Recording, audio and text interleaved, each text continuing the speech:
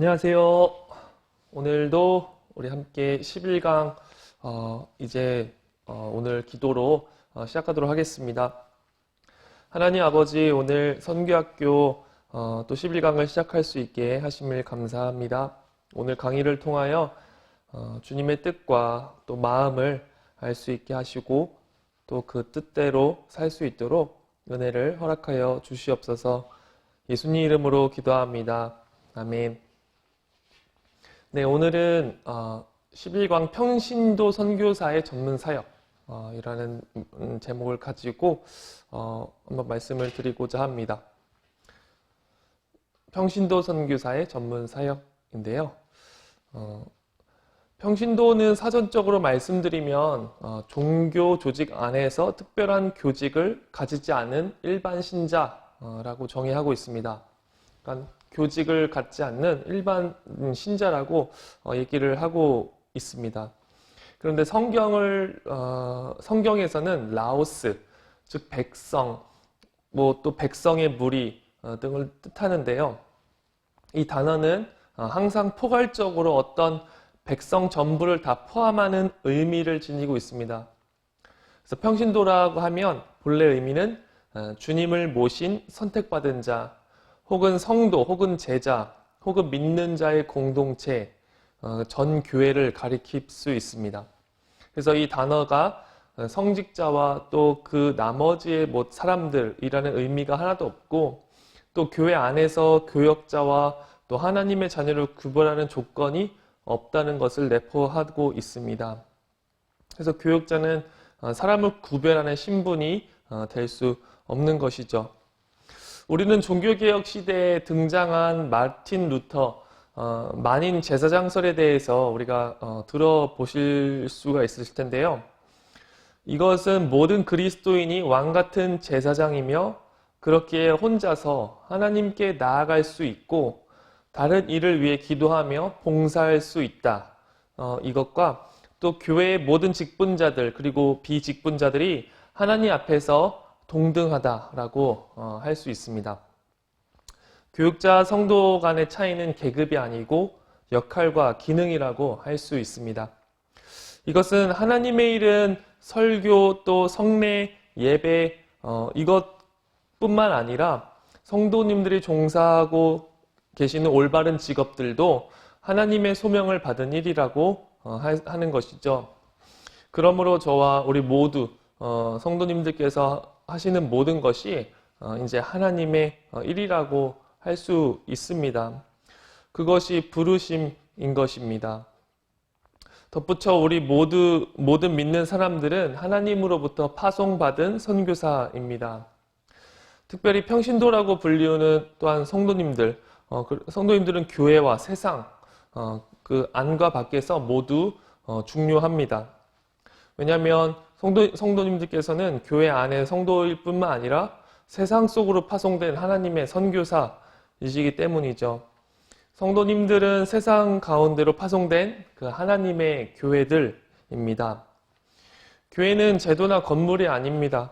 교회는 하나님의 백성들이 한 몸의 각 지체들을 이루며 서로 깊이 연결되어 있는 살아있는 유기체로 평신도들이 참여하는 그런 다양한 사역들을 통해서 교회는 지역사회의 필요에 효과적으로 응답하는 선교 공동체가 됩니다. 우리 교회 목사님께서 평신도 훈련을 잘 시키시고 계시다고 저는 생각을 하고 있습니다. 성도님들이 헌신하는 모습 또 봉사 여러 가지 하시는 모습들을 생각해 보면 그 모습들이 그냥 나올 수 있는 모습은 아닌 것 같다라는 생각이 많이 듭니다. 그래서 그 점에 대해서 또 도전도 되고 감사하게 생각하는데요. 평신도들은 교회의 99% 이상을 차지합니다.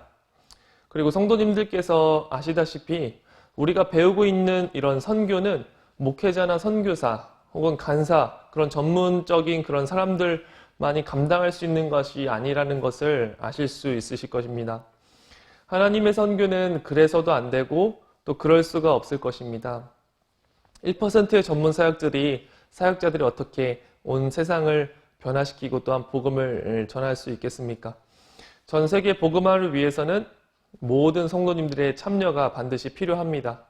조금 더 구체적으로 말씀드리게 되면 목사, 선교사, 전도사만이 아니라 그 모든 신자들에게 예수의 증인으로서 부르시며 또한 지역교회를 통해서 가족관계, 사업장, 시장, 친구관계 등을 통하여 역사하신다는 것을 우리가 얘기할 수 있겠습니다. 평신도야말로 교회 성장과 세계 복음화에 있어서 가장 중요한 전략입니다. 그렇지만 오늘날 가장 사용되지 아니하고 있는 것 중에 하나입니다. 초대교회는 그 어느 때보다도 평신도 선교 활동이 컸습니다. 그들의 초대교회 성도들의 사역은 주로 전도, 선교, 또 일상생활, 그리고 생업의 현장이었습니다.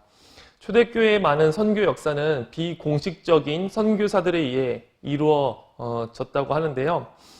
교회의 평범한 사람들은 복음 전도를 자기의 직업으로 여겼고요. 복음 전파는 초대교회 성도들의 최대의 의무이자 책임이었다고 하는 것이죠. 그들의 삶은 그들이 전한 내용과 또한 일치가 되었고 설득력이 있었습니다. 그들의 수준 높은 도덕률, 그런 삶 또한 믿지 않는 사람들한테 복음을 전하는데 아주 귀한 또 촉매제가 되었습니다. 그들은 생업 현장에서 복음을 또한 전하였는데 그들의 직업은 여행자였고 상인이었고 무역인이었고 노예였다고 합니다. 초대교회 성도들은 평신도 선교사였습니다. 그렇다면 우리들한테 어떤 모습으로 반영할 수 있겠습니까? 우리의 현실은 어떤가요? 지금 많은 상황으로 인해서 우리의 참 모습이 또 드러나기도 하고 또 복음, 또 선교 이런 여러 가지들이 참 우리가 쉽지 않게 감당하고 있지 않은가 또 생각이 들기도 합니다. 삶의 형편도 어려운 시기이고 또 복음과 우리의 삶이 어떤가 또 생각해 볼 수 있는 우리의 삶을 다시 보게 되기도 하는데요. 그럼에도 교회의 본질이 선교이고 선교는 교회의 존재 이유고 또 교회를 교회되게 하는 것이죠. 또한 지역교회 그 자체로도 본질적으로 선교적이라는 것입니다. 우리가 선교의 역할을 잊으면 교회의 역할이 잊어버리는 것이죠. 목사님께서는 그리스도가 없는 마음이 선교지다라고 말씀하셨는데 우리 마음이 또 우리의 생각이 어떤가 다시 한번 생각해 볼 수 있었으면 좋겠고 또 우리 주변의 가족 그리고 사업장 또는 학교 어디든지 우리의 선교지가 어디인가 생각해 보면 좋겠습니다. 그렇다면 우리가 성도로서 선교의 삶을 또한 감당할 수 있는 그런 어떤 방법이 무엇일까 한번 살펴보면 좋겠는데요. 먼저 모든 평신도 성도님들은 다 교회 안에서 감당할 사역이 있는 것입니다. 에베소서 4장 11절 12절에 이렇게 나오고 있죠. 어떤 사람은 사도로 어떤 사람은 선지자로 이런 말씀이 있는데요. 사도들, 선지자들, 전도들, 목사와 교사들 뿐만 아니라 전 교회가 영적인 그런 수고를 감당할 수 있어야 합니다. 모든 그리스도인들이 해야 될 사역이 있고 교회 사역에서는 특별한 그런 종교적 계급이 없습니다. 지금 이 시대에는 모든 성도들의 사역을 한 번 더 또한 강조해야 할 것입니다. 그것은 99%의 평신도분들이 선교에 어떤 동참할 수 있는 또한 은혜가 될 수 있을 것입니다. 목적 있는 삶이라는 한 아티클이 있습니다. 거기서 개인적인 그런 어떤 방안, 어떤 선교적인 삶을 위한 방안을 살펴볼 수 있는데요. 소재가 필수 훈련, 원대한 뜻을 실제 삶의 결정으로 바꾸라입니다. 목표를 지향하는 것은 아주 중요하지만 목표에 도달하기 위해서는 수백 번의 결단이 매일 필요한다고 하는 것이죠. 우리는 늘 세상의 흐름 속에 밀려 들어갑니다. 또한 사회조차 우리를 그 속에서 또 이렇게 그냥 우리를 이렇게 밀어넣고 또 저항할 수 있는 힘도 많이 부족하지 않습니까? 예수님도 사탄의 시험을 받으셨죠. 저자는 그리스도인이 떠밀려가는 것에 대해서 저항하기 위해서 거듭 핵심을 선택하는 것을 고수하라고 얘기합니다. 거듭 핵심을 선택하는 것을 고수하라 라고 말하는데요. 그리스도인이라는 말에는 스스로 겸손하게 한다라는 의미도 있는데 역동적으로 삶의 방식을 결정하는 훈련을 한다라는 뜻도 있다고 합니다. 저자는 여기서 네 가지 훈련에 대해서 소개하고 있습니다. 먼저는 공동체입니다. 다른 사람과 동행하라 라고 하는 것입니다. 그리스도를 따르는 다른 사람들과 또한 깊이 연계하기로 선택하라고 하는 것입니다. 아무도 혼자서 멀리까지 갈 수 없고 또 교회 안에서 재빨리 그런 칸막이를 치지 말라고 조언합니다. 왜냐하면 그런 마음조차 선교적인 마음이 되지 못하기 때문이죠. 둘째는 기도 훈련입니다. 하나님과 동력하라 라고 하는 것이죠. 세계를 품은 그리스도인들은 스스로 기도 훈련을 할 수 있어야 한다는 것입니다. 문제 해결을 위한 기도뿐만이 아니라 하나님의 세상을 향한 그런 목적에 기도의 초점을 맞추라고 하는 것이죠. 우리의 삶을 기도 사역으로 만들어 나가라고 합니다. 우리의 기도를 통해서 나의 목적이 아니라 하나님의 목적에 동참해야 한다는 것입니다. 셋째는 검소함의 훈련입니다. 드리는 삶을 살라인데요. 주는 삶을 살고 또 즐겁게 그리고 감사하라 라고 합니다. 검소하게 사는 훈련은 우리가 얼마나 적은 것을 가지고 살 수 있는지 보여주는 게 핵심이 아니라 목적 있는 삶을 산다는 것은 하나님이 공급해 주신 것들에 만족하는 동시에 하나님이 이루실 위대한 일을 보고 싶은 그런 갈망을 함께 하는 것입니다. 정기적으로 드리는 법을 배우라고 도전하고요. 또한 전략적으로 드리는 법을 배우라고 말하고 있습니다. 이 저자의 친구는 어떤 사람 이렇게 소개하는데요. 어떤 사람들은 나머지는 모두 선교에 드리려고 자기 수입의 일부분만 가지고 생활하기로 작정한 이들이 있다고도 그런 예시를 보여주고 있습니다. 넷째는 배우는 훈련입니다. 아는 것을 넓히라는 것입니다. 새로운 정보 유입이 없으면 열심히 쉽게 되고 열정은 쉽게 방향을 잃게 됩니다. 지식을 계속 확장해가는 자기만의 방법을 이제 발견하라고 말하고 있습니다. 관점을 새롭게 하고 또한 세계관을 형성하는 데 사용되는 패러다임을 계속 새롭게 하라고 권면합니다. 이런 훈련에 진전이 없으면 열정은 어두워집니다.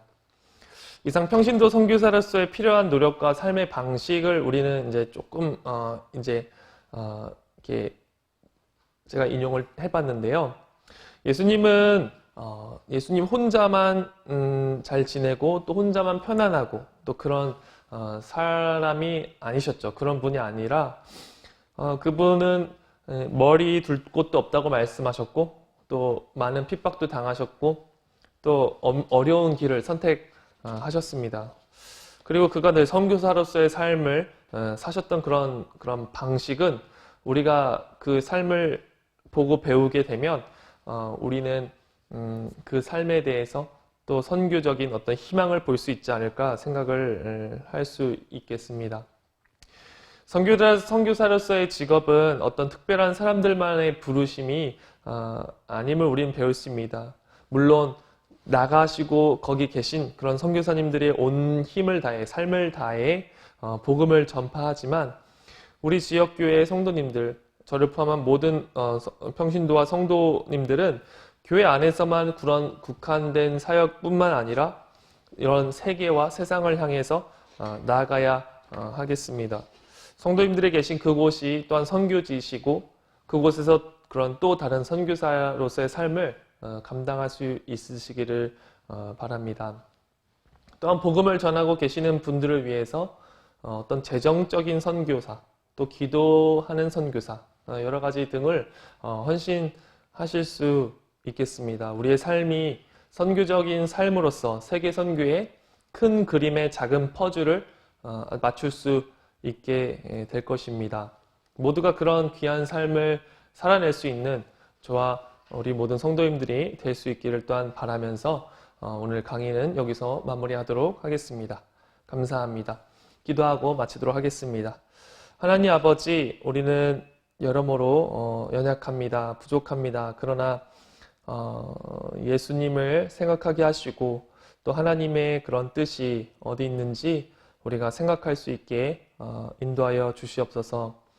우리의 삶은 각자가 다 다릅니다. 환경도 또 상황도 모든 것이 다른데, 그러나 한 가지의 목표, 주님이 모든 민족을 그런 그리스도의 제자로 삼으라는 말씀, 세계 선교, 민족의 복음화, 감당할 수 없을 것만 같은 그런 과제 아래에 우리가 있습니다. 하나님 먼저 우리에게 하나님의 마음을 허락하여 주시고 또한 그 힘으로 살 수 있는 은혜를 허락하여 주시고 우리의 짧은 시야와 마음을 주님 인도하여 주시고 우리의 이 작은 인생이 하나님의 그런 은혜의 삶을 우리가 큰 은혜의 삶에 우리가 또 배워가고 나아갈 수 있도록 은혜를 베풀어 주시옵소서. 우리의 모든 성도님들과 또 오늘 또한 우리 담임 목사님, 우리 모든 교회가 하나가 되어서 하나님의 뜻을 이뤄갈 수 있는 우리 모두가 될 수 있기를 또한 소망합니다. 모두가 감사하며 예수님 이름으로 기도합니다. 아멘. 고맙습니다.